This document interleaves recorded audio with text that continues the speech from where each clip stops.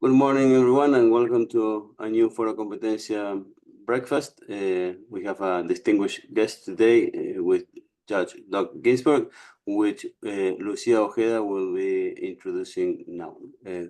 Lucia, please. Oh, thank you very much. First, good morning, all. First, I would like to express my profound gratitude to Julian for giving me the honor to introduce and welcome Judge Douglas Ginsburg to one of his traditional and prestigious ForoCompetencia breakfast. As you all know, Judge Ginsburg is one of the most influential figures in the field of antitrust, and his illustrious career spanned over 4 decades, during which he has made profound contributions to antitrust law and as judge, scholar, and government official. Judge Ginsburg currently serves as a senior judge on the U.S. Court of Appeal for the District of Columbia Circuit, a position that he has held since 2011, after serving as an active judge since 1986. His judicial tenure has been marked by numerous landmark decisions that have shaped the landscape of antitrust law in the U.S. and beyond.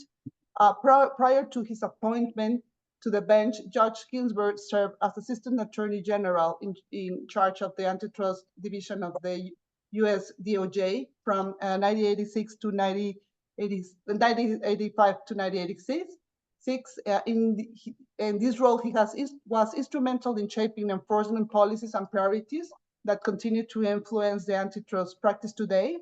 As a scholar, Judge Ginsburg has been a prolific author and a leading voice in antitrust academic, and he was published extensively on various aspects of antitrust law and economics, consistently advocating for rigorous economic analysis in decision making. His work has significant influence in both judicial reasoning, and policy debates. In recognition of his exceptional contributions in the field, Judge Ginsburg was awarded the prestigious John Sherman Award in 2020 by the DOJ, recognizing his lifetime contributions to the development of antitrust law and the preservation of economic liberty. Throughout his career, Judge Ginsburg has been at the forefront of many critical developments in antitrust law.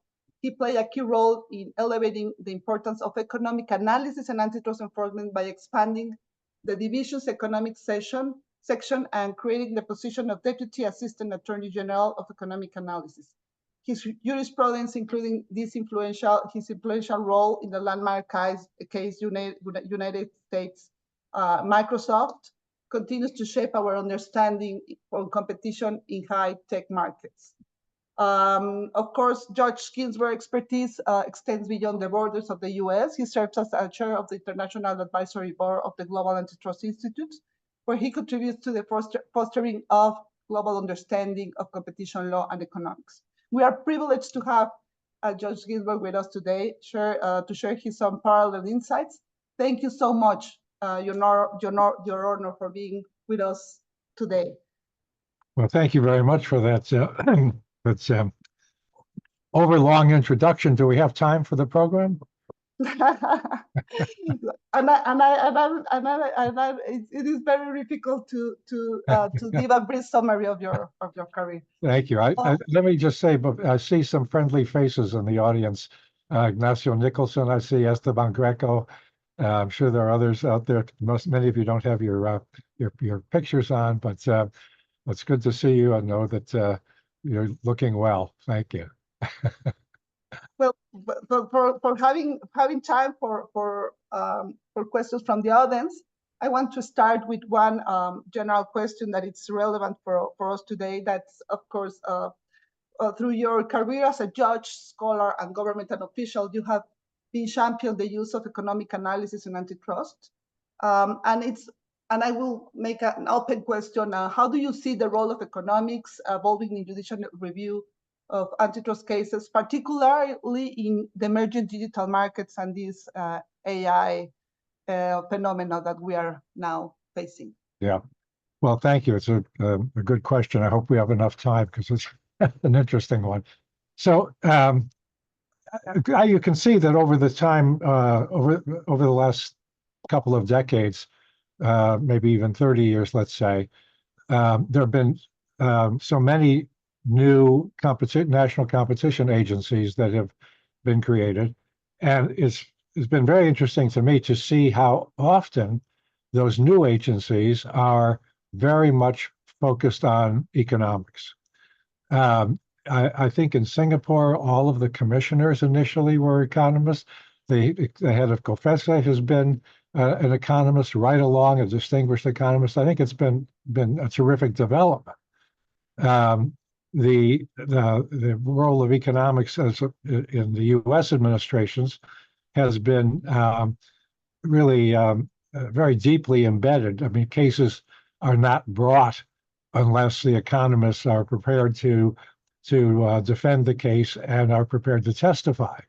So that puts a limit on what an agency will do with. I mean, it's sort of a steadying factor, sort of like a rudder on a ship, perhaps, that keeps it from tilting. So it's still nonetheless the case that there are pockets of economic free thinking, let's say, and some of that, surprisingly, after all this time, is in the DG Comp in the EU, where the economists work on mergers, but not on other matters, as I understand it. Maybe that's changed recently, and I think it shows. Frankly, I think that's an unfortunate gap in the role of economics. And economics is not a sort of static vision or formula. Over that period of the last 30 years, and maybe a little more, we've seen introduction of game theory into economics, of some public choice considerations, of such innovations as looking at share value and how the announcement of a merger affects the share value of the merging companies.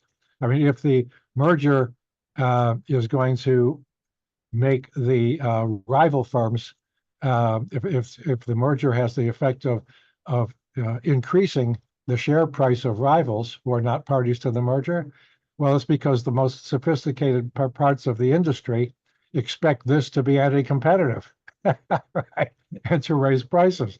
And if the share prices of the rivals not party to the deal decline, the people in the best position to know are at least expecting that it's going to be an efficient merger and not good for them. Now, something not being good for rivals is good for consumers. And yet, there are moments when even DG Comp forgets that, or even the European Court of Justice. In the Intel decision about 5 years ago or so, there have been several, as you know, about 800 paragraphs. It says at one point, maybe paragraph 730 or something, the purpose of the competition articles of the TFEU are to preserve competition, not competitors. And then not too much after that, it says, of course, without competitors, there wouldn't be any competition. Well, so that's like saying we don't want a situation in which one company is so efficient that they come to dominate the market, and which is frankly rarely a problem outside of some digital markets, which we can talk about. So I think most of the world has cast its lot with efficiency because it's good for consumers. The U.S., of all things, for the last 3.5 years has backed away from that somewhat, particularly at the Federal Trade Commission, less so at the Department of Justice. And it's not having success in the courts as a result. I mean, it wins some cases, of course, but it brings some cases that are meant to let's extend the law in some way, and they're really not. They're really based on harm to competitors rather than harm to consumers, and that's a sad thing to see after all these years. Frankly, I hope it doesn't last too long. But all of that said, when it comes to digital markets, a lot of agencies seem to think that this time is different. Now we have to worry tremendously about the entrenchment of a single firm that will, because of network effects and other peculiarities of digital markets, tend to flip into a monopoly situation. Well, that's possible. It's a little less rare than a unicorn, but pretty rare. Because what happens is that in those markets, the competition occurs not within the market, but for the market. And so we see time after time a situation in which the popular press and sometimes the competition agencies are bemoaning the dominance of a single firm in a market, which 2 years later has disappeared because it's been superseded by a new firm that was more efficient, gave consumers more of what they wanted, and outcompeted the other one. So there's a wonderful document at the website of the International Center for Law and Economics that gives about 15 examples of this. Some of them will seem like historical artifacts because time passes so quickly in this field. The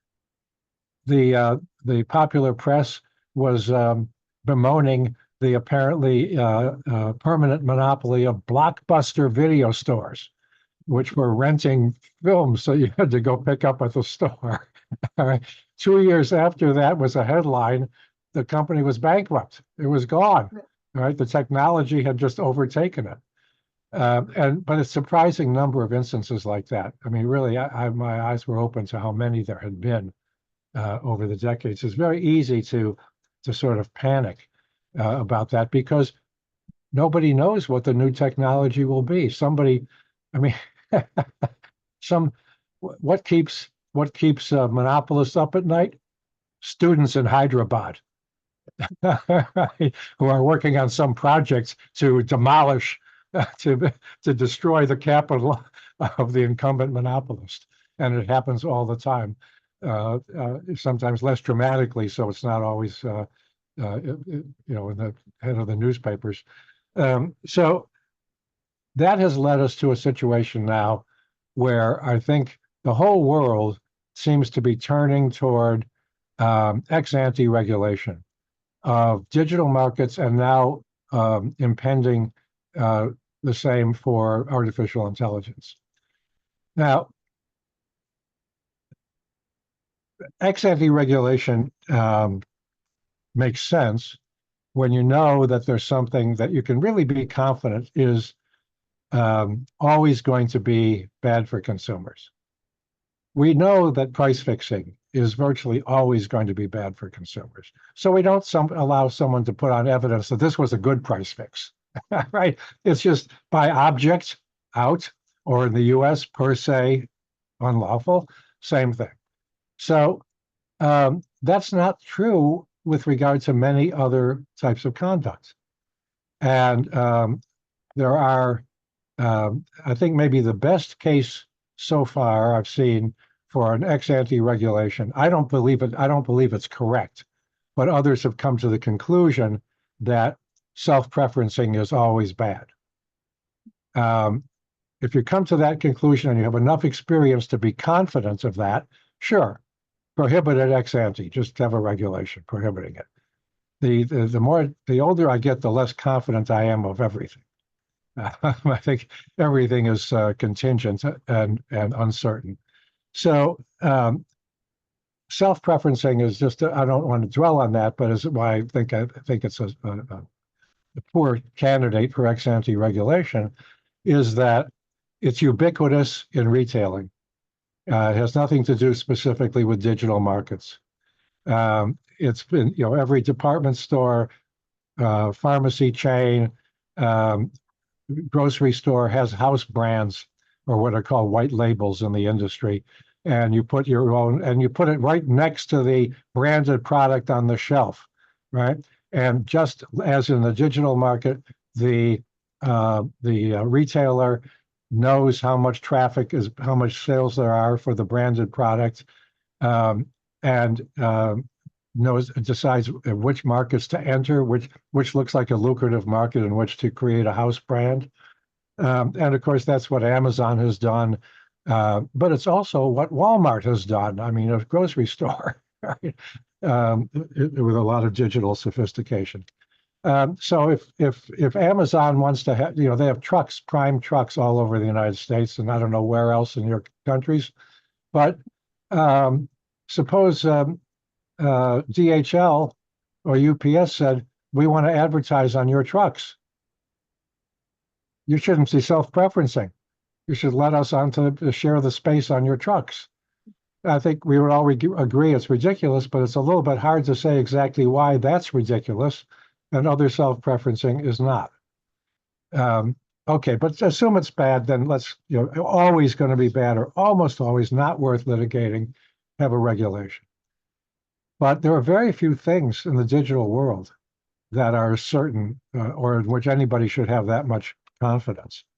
And so what now we're seeing with the emergence of the DMA is right out of the gate from the very beginning, problems in which companies are finding that they are running afoul of or being queried as to whether they're running afoul of one of the ex-ante regulations by some conduct that may have pre-existed the regulation. It may be new.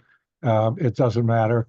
And you're going to have so many individual inquiries that it will draw into question whether having an ex-ante regulation made any sense.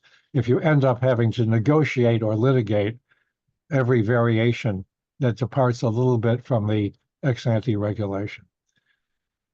So I think on that score, the best thing that a country that has not already committed itself to ex-ante regulation in digital markets should just stand back and observe, give it a year or two more, and see what the problems are with the administration of these ex-ante regulations, because they are going to be very significant. There's a legislation pending in India, and a private company there, actually a trade association, did a consumer survey asking about practices that would be unlawful under this legislation. And do people mind being asked for their consent to cookies all the time, or more likely to their data sharing? And 60% of the respondents said yes, they didn't want to be interrupted with that all the time. Right? They're tired of being asked about that. But one after another of the provisions in the statute had majority consumer sentiment against it. So there's a little knowledge before the fact that might inform the legislation if they go forward with it. But as you probably know from the trade press, this is being considered widely. Of course, the UK has already got the digital markets unit up and running for the first time. It's been pending for 3 years. And country after country is considering these things right now. And the Global Antitrust Institute has been submitting comments warning about some of the problems that this is creating. And one of the most, I think, nefarious and subtle but elusive problems is this. If a rule, whatever the rule is that is going to prevent some conduct, it's also going to prevent variations on that conduct. It's going to prevent research into how to make that conduct more consumer friendly. And we don't know what opportunities it's shutting off. And we will never know. It's just not, we have no idea what the opportunity cost is of something like that. But there's reason to be cautious on the expectation that it could be very great. So we have a possibility of a natural experiment now, looking at countries that have done this and countries that have not, with in some cases the same companies, in other cases just sort of analogous companies. The 20 largest companies in India to be affected by the legislation are all Indian companies. I had not heard of one of them, but they are big players in a market with 1.4 billion people. 1.4 billion people. So let's watch, let's see, instead of acting, instead of jumping in.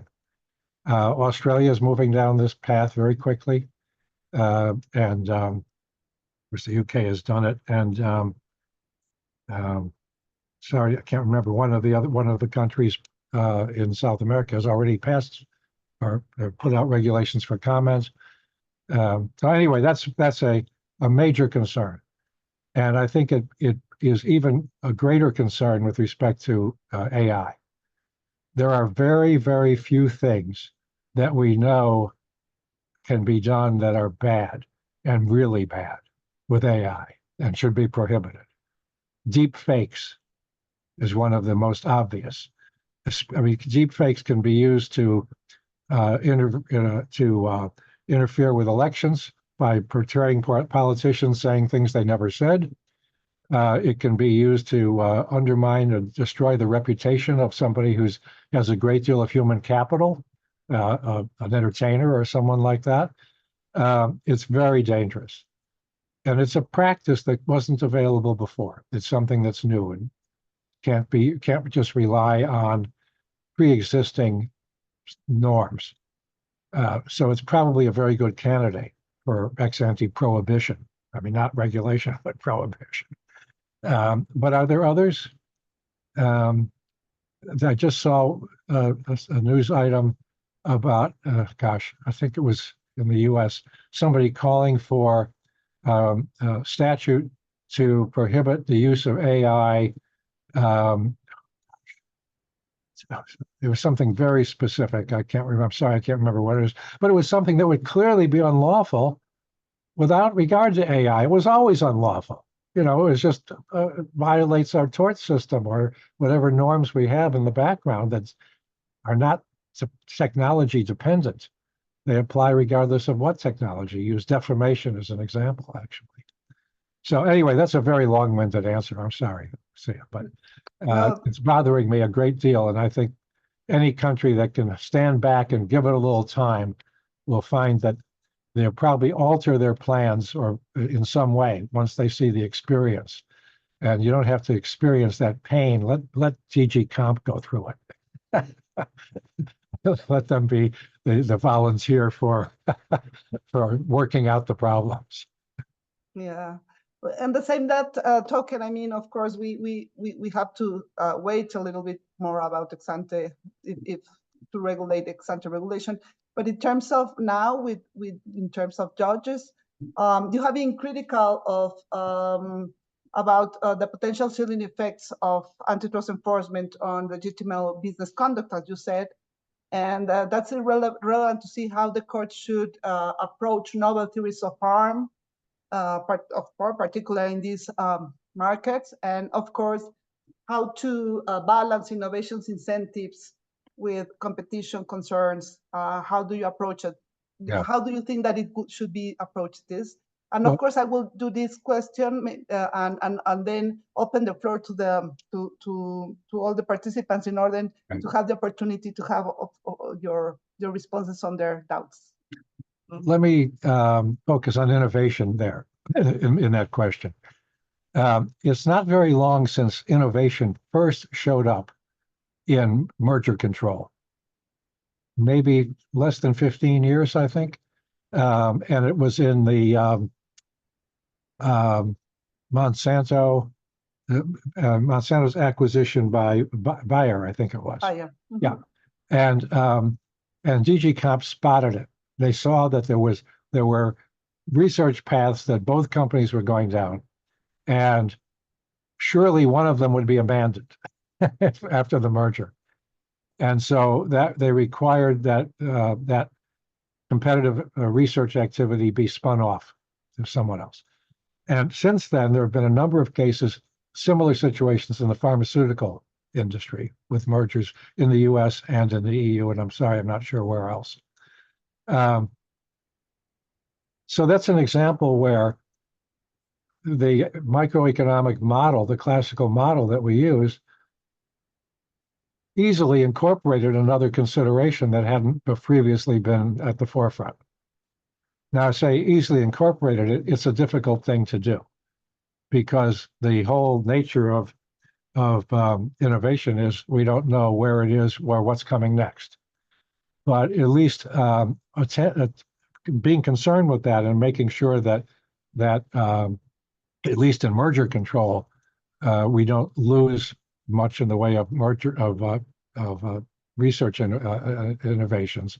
It seems to me a very good idea. I'm not sure that we know enough about innovation, frankly, to be concerned with it in any other context other than merger control. It's just something that drives what we see. I mean, all of the whole nature of the digital marketplace has been innovation, one after another after another. And now, with respect to AI, it's equally true at the chip level. The progress being made in developing chips for AI, as well as a whole bunch of other things. I mean, software and hardware both for driving AI is remarkable. It's going so fast. There was a company the other day that did a round of private funding, and their whole idea is making data centers much more efficient.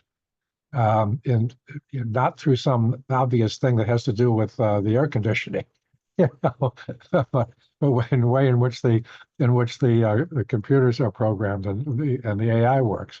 So we just don't want to stand in the way of that, and yet we do want to worry about innovation in places where we can say something about it. So I don't know if that was that the most important part of your question, or what else was there? Yes. So thank you very much.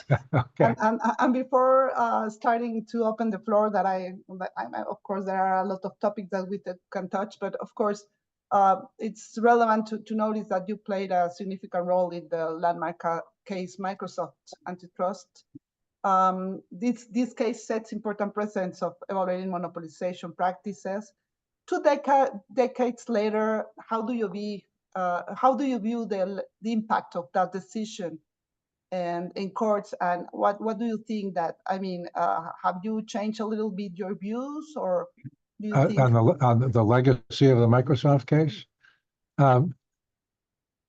It's become controversial again recently in the last couple of years because the Federal Trade Commission, I'm not sure about the Department of Justice, has taken the position that that when they are making a case against, this is the case against Meta. Meta, or Facebook as it was then known, had acquired WhatsApp and Instagram, and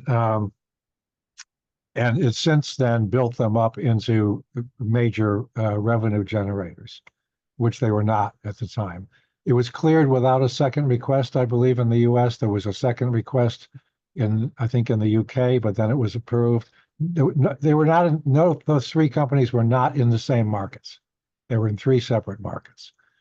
And then that was 2012 and 2014, so 10 or 12 years passed. And enormous investment, great success. And then the charge now is that, well, Meta used anti-competitive conduct in order to exclude competitors from those markets as well as its own social media platform. And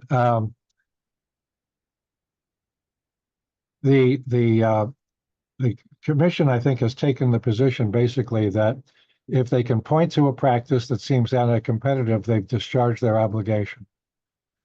And to which I've pointed out that in the Microsoft case, there were 5 such claims of anti-competitive conduct that involved exclusive contracts in every direction with app developers, with laptop makers, with ISPs. And they were demonstrably anti-competitive. There was evidence about their being anti-competitive, not just allegations. And you can't, I mean, these are, because the allegations are not of things that are per se unlawful. There are things that may or may not have been harmful to consumers. So it seems to me one has to have actual evidence and conclusion that there was anti-competitive conduct in order to break up a company on the ground of attempted or actual monopolization. Not just sort of witch's brew of various allegations, but actual proof of anti-competitive effects. So I never thought that would be controversial, but now it is, because people want to cut corners. Enforcers always like to cut corners, right? Why would I have to prove everything? Just take my word for it. Yes, you're right. Of course, we wanted to take advantage of your presence here. So what we thought that it will be nice that every participant make their questions directly to you, all at the same time. I mean, one by one, and then you can respond the ones that all the questions that you have time to respond. So please, I don't know, Julian, are you going to moderate? No, go ahead. Well, they have the system moderating. It just okay.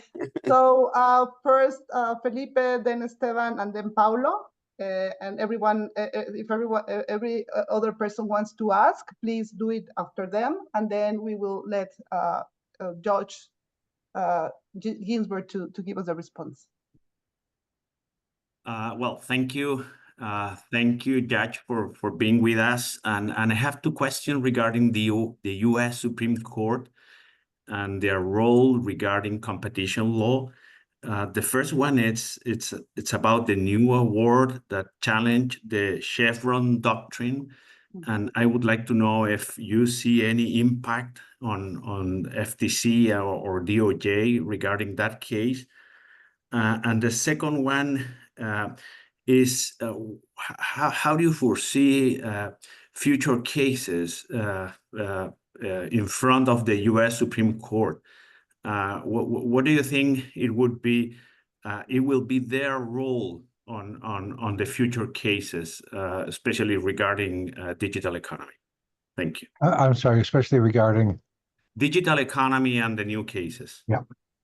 So thank you. So Esteban, please place your question, and then he will. Thank you, thank you, Douglas. Nice to see you really well. Part of my question was made by Felipe, so the other part is because my question is about future of case law, as Felipe asked, and also maybe you can tell us your vision about the future legislation. How do you see the possibilities and discussions in the US about ex-ante regulation? Thank you. May I respond now? However you prefer. Okay, sure. Paulo, maybe. Oh, yes, Paulo had something. Yes. Well, okay. I'll be happy to add a question, or after Judge Douglas, however you prefer. Well, these two stand together, so why don't I take them too?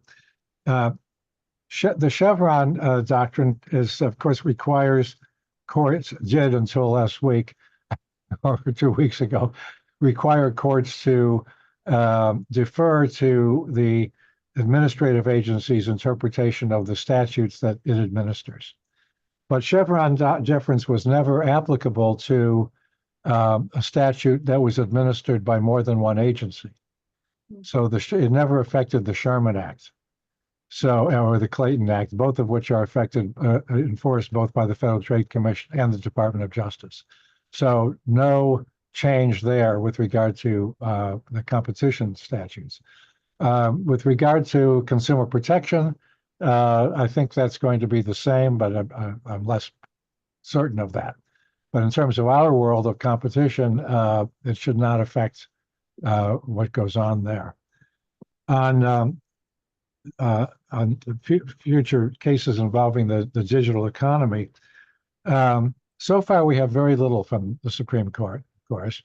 The American Express case on two-sided or multi-sided markets, which also has proved very controversial, by the way.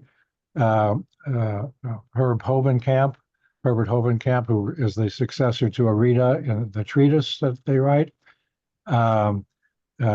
believes it was quite mistaken from an economic point of view.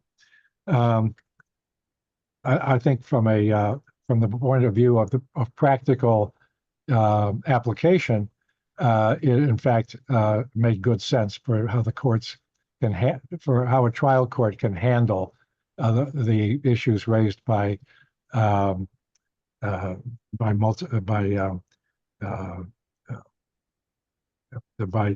multi-market participants.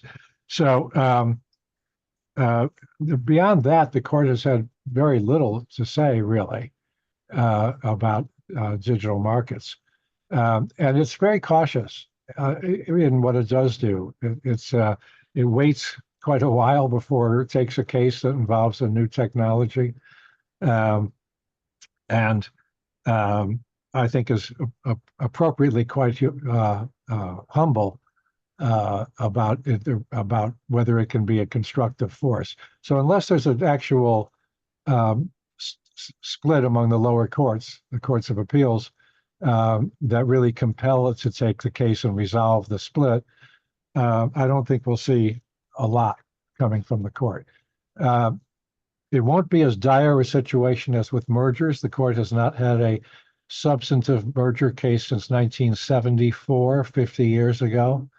But that's because it's not practical to hold a merger, put a merger on hold for 3 years while it goes through the process to get to the Supreme Court. And they used to go through the 1960s, they went to the Supreme Court routinely. But that was because we had a special statute called the antitrust expediting law. And if the Department of Justice or the FTC brought a merger case, it was heard by a 3-judge court, not a single judge. And that 3-judge court's decision was reviewed automatically by the Supreme Court. It went directly to the Supreme Court, and it was not discretionary. The court had to decide the case.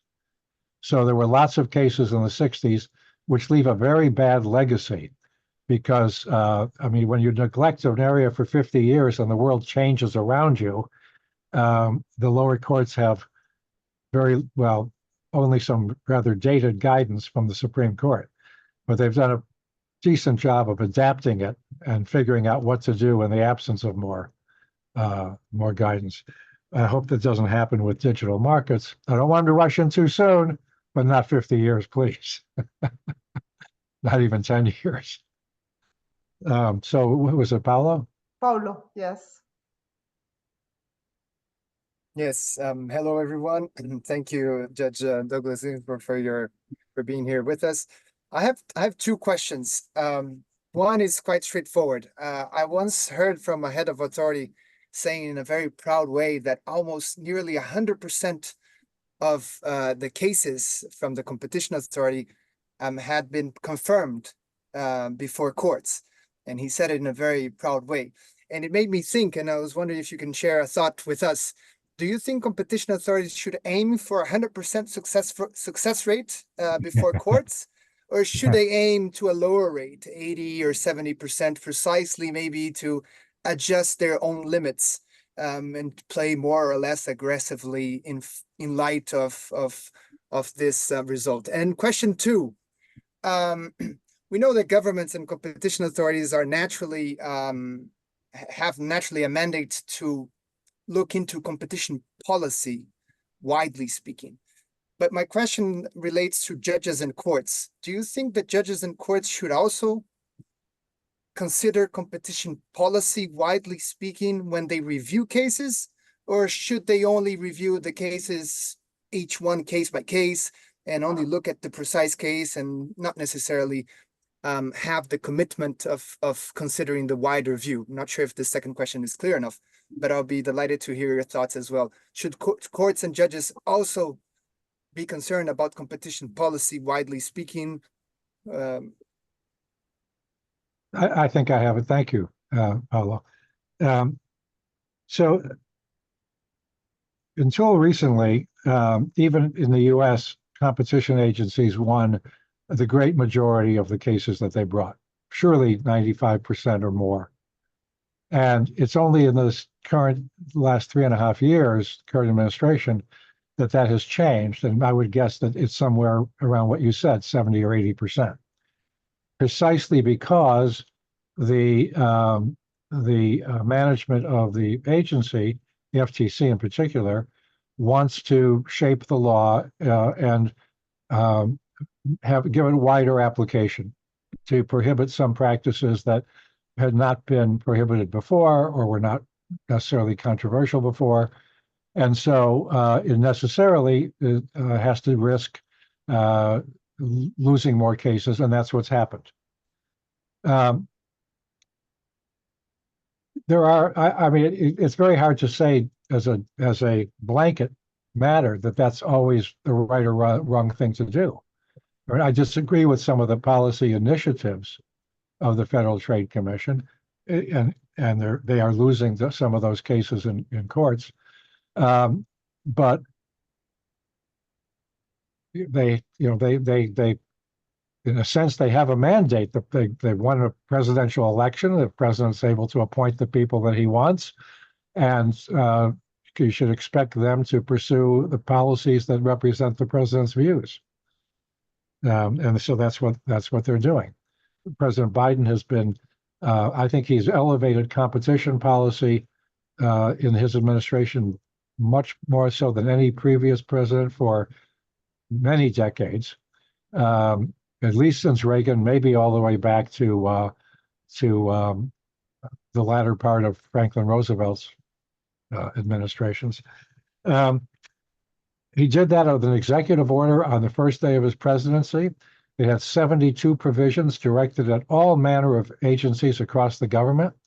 It told the Food and Drug Administration to get a move on so that people can buy hearing aids without having to get a prescription, so that the hearing aid market could become competitive, and they did it, and it works.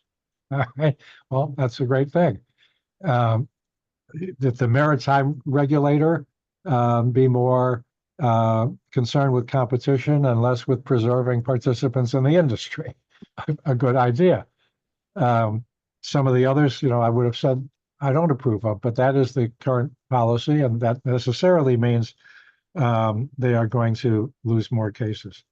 Now, in terms of a court being concerned with policy, in general, policy and legal interpretation are very difficult matters to distinguish clearly.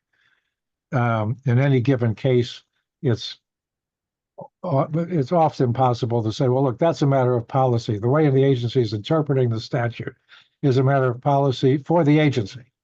Let the court just determine whether it is consistent with the law. But, this is an unusual field in that, at least in the US, it's what the Supreme Court has called uniquely, the only time, a common law statute. And the idea was that when the Sherman Act was passed in 1890, there was a long 250-year history of common law dealing with anti-competitive practices. Forestalling, which meant not bringing goods to the market town on a market day in order to get the prices up for the other goods that are there. Various forms of agreement and unilateral practices. And so the idea was, the court said, what the common law was not truncated by the statute. And so indeed, over the last 134 years, new things have come into the world, and some of them into the condemnation of the statute. So that's very much a court-driven process. Now, when you look at a civil law tradition where the answers are thought to be found in the code, and translate that to, let's say, the TFEU, the European Treaty, and Articles 101 and 102, it doesn't work very well to say the answers are in the code. Right?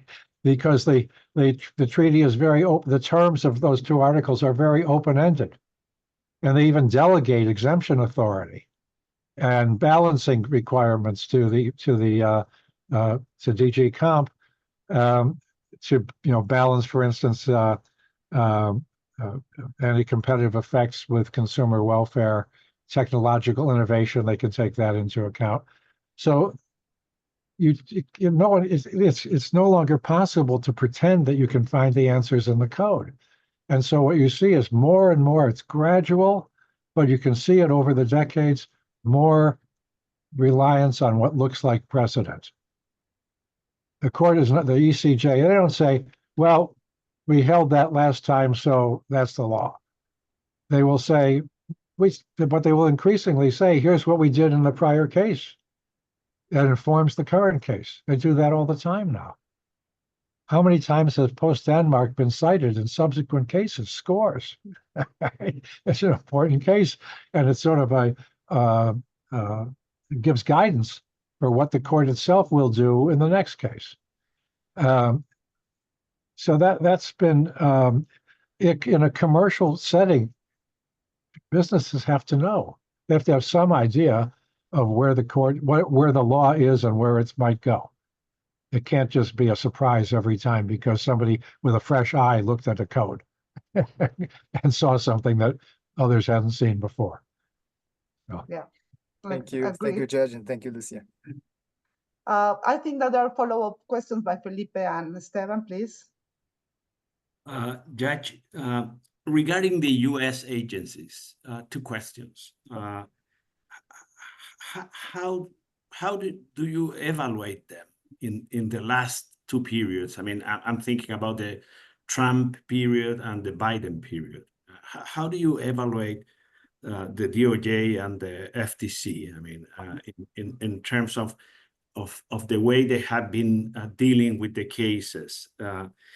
And my second question would be, I mean, suppose that you have all the powers, superpowers, and you would be able to make amendments on the way those two agencies are structured. What would you do? What do you think? I mean, it could be a very interesting change. I mean, in the way those two agencies interact and in the way they are structured. People will think I asked you to ask that question because the final proofs just went up on SSRN, the Social Science Research Network, of an article that I've written with my former colleague, Joshua Wright, called Reimagining Antitrust Institutions. And we looked at the entire breadth of competition matters inside the U.S. government, federal government. Well, actually federal and state. And the first thing that we would do is, pardon me, take the Federal Trade Commission out of the competition business and have it all done at the Department of Justice. The idea of having these two agencies was a bad one to begin with. Or at least with respect to enforcing the Sherman Act, Sherman and Clayton Acts. The consequences, first of all, there's no law on who gets to review a merger, right? But everyone knows that if they both reviewed the same merger, it would be game over. The Congress would destroy them. I mean, the business community would be wild. And so they have to divide up the territory. And it's constant friction. And incoherent lines are drawn and then they're redrawn with the next new case. They call this the clearance process. I clear the merger for you to act on it, or you clear it to me. The FTC does a lot of other things that need to be done, particularly with regard to consumer protection. But there's having two agencies enforcing the statutes of the competition laws has not worked out well. Not just because of the merger clearance. There are discrepancies in the doctrines that they pursue or their view of the law. Sometimes significant, usually not too bad. The Federal Trade Commission has an in-house adjudicatory, in-house tribunal the Department of Justice always has to go before a federal court to enforce the law. And there's a study done by, well, I think Joshua writes on it, I don't remember who else, that looked at what happens in court when the FTC has to go to court because the company has appealed. And goes directly to the Court of Appeals, skips the trial court because the FTC had a trial. Okay? The answer is the FTC is much more likely to be reversed in court at the appellate level than is the Department of Justice. They win at the trial level almost always, and they are rarely reversed on appeal. The FTC is reversed much more often because as a view of the courts, they don't have as solid a view of command of the law. The in-house tribunal is, I think, an unconstitutional device. And in another case called Jarkesy, Jarkesy, I think, involving the Securities and Exchange Commission, also last month, the Supreme Court said they could no longer bring into the internal tribunal a securities fraud case because fraud is a common law concept. And in 1791, the right to a jury extended to all matters at common law. And so if they want to go have a fraud case, they've got to go to court.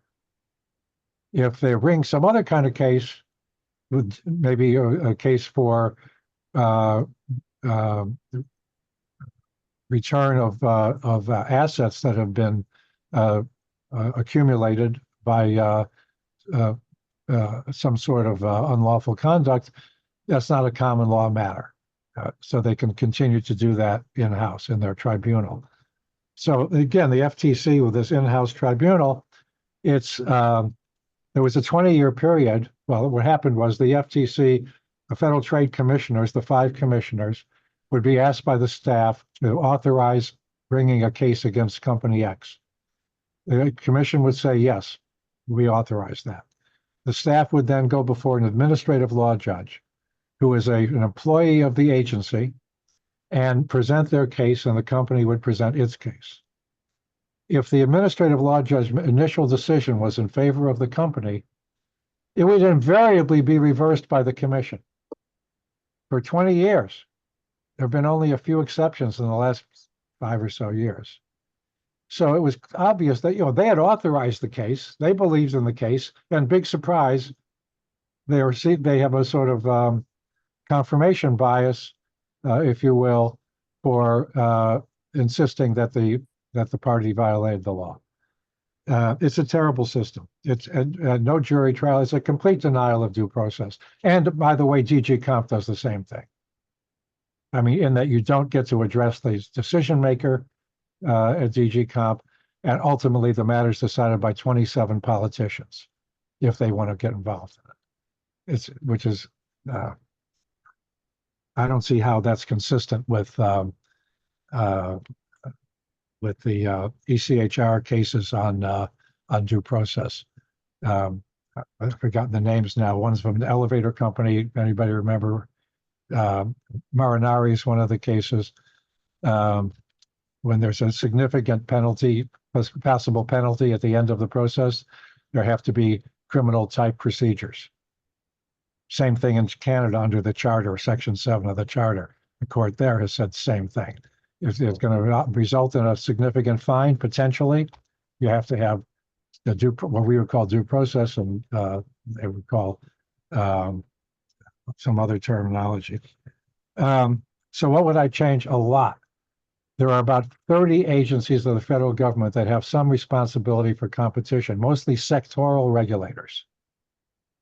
And they do, by and large, a poor job. The Federal Civil Aeronautics Board never saw a merger that they didn't allow. From 1935 until 1984, when they were eliminated. Then from 84 to 91, merger authority went to the Department of Transportation. By 91, the Congress was so fed up, they took it away and gave it back to the Department of Justice, where it should have been all along. All right. The sectoral regulators feel that they are the wards of the industry and they have to preserve the competitors. Okay. It is a terrible idea. And we got scads of these. Sometimes they have to consult the Attorney General for the Antitrust Division. Sometimes they have to seek advice, but ultimately they have the decisional authority, and it's almost never justified. I'll give you an exception: bank mergers. Sometimes a bank merger has to be done over the weekend because you got a failing institution. You can't have a competition investigation. Competition is secondary by a lot to the survival of the depositors' assets. So it's a long article. It's about 60 pages, but it goes through the whole process of reimagining antitrust agencies. That's what I would change.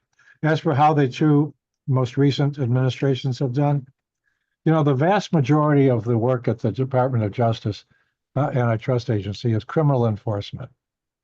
And it's almost completely invariant to changes of administration.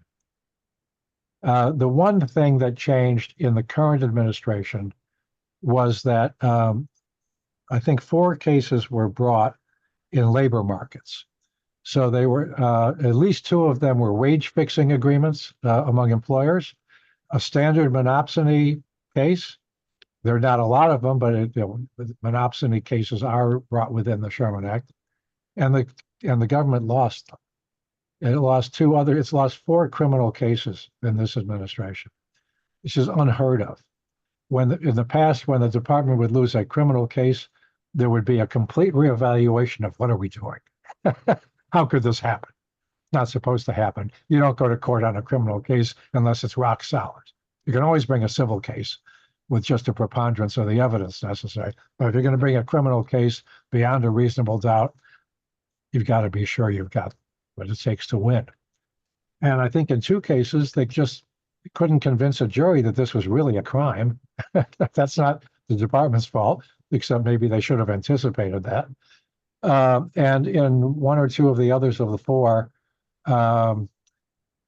they literally didn't have the evidence in one of them. I mean, it just seems to have not made their case adequately. So that's very unusual. The ordinary criminal process cases go on and they win them all as they should. On the civil side, that's where things have been more aggressive for the last 3.5 years. In the previous administration, I don't think there was anything really groundbreaking. Some of the FTC cases in this administration are not groundbreaking. They're bringing more vertical cases, and even a conglomerate case or 2. I would not waste resources on a vertical case, but that's a policy question for administration of how you allocate resources. They won the case involving it was actually a horizontal case. It was merger of 2 publishers, 2 major of the 5 major publishing companies. 2 of them would have been merged, and they won it on a theory, though, that was really unusual, which was that it would be bad for authors because there'd be less competition among the remaining 4 companies to distribute their books, and therefore less by way of advance payments for the rights to the book. Well, that's a very peculiar consideration. Authors are producers, they're not consumers. So that was a case where they were not really they made a case also, I think, about on the horizontal side for consumers, but that they introduced this peculiar vertical aspect to it, I thought was unfortunate. But as I say, they're more sympathetic to concerns with competitors than the agencies have been in the past. Thank you very much. I don't know if we have time for another question, or we have to close because we have to finish at 10:10. What do you think, Julián? Maybe one last question. Esteban? One last question. Okay. If there is enough time for my question, is a follow-up of Paulo's question. Maybe your vision or your opinion about the discussion of competition law goals and the welfare standard used in deciding and enforcing the law, consumer welfare standard and other welfare standards, and maybe about what have been called out-of-market efficiencies or out-of-market benefits. Yeah. Well, the consumer welfare standard, which I think is the most defensible from a practical point of view, is not the ideal standard from an economic point of view. That would be total welfare. And there are two jurisdictions, to my knowledge, that have a total welfare standard. One is Canada, through a Supreme Court decision there, and the other is Singapore, I believe. And I think it's in their founding statute. The decision to say consumer welfare is it doesn't maximize the economic welfare of the country. It just maximizes the welfare of consumers. What's wrong with producers? Why is their welfare not involved in this? Well, okay, that's at a very broad level. That's been a political decision, and it does have it does make for easier administration, because if you have a conflict between consumer and producer welfare, in order to derive what's the total welfare, you're going to have to balance them. You're going to have to actually monetize them into some quantity that you can determine. And it's a very daunting proposition. Maybe with AI we'll be able to do it someday. Right? But politically, no country would switch, I think, from consumer welfare to total welfare. The Canadian legislature didn't do it. The Canadian Supreme Court interpreted it that way. So, by the same token, if you could do the accounting properly, there's no obvious reason why out-of-market efficiency shouldn't be taken into account.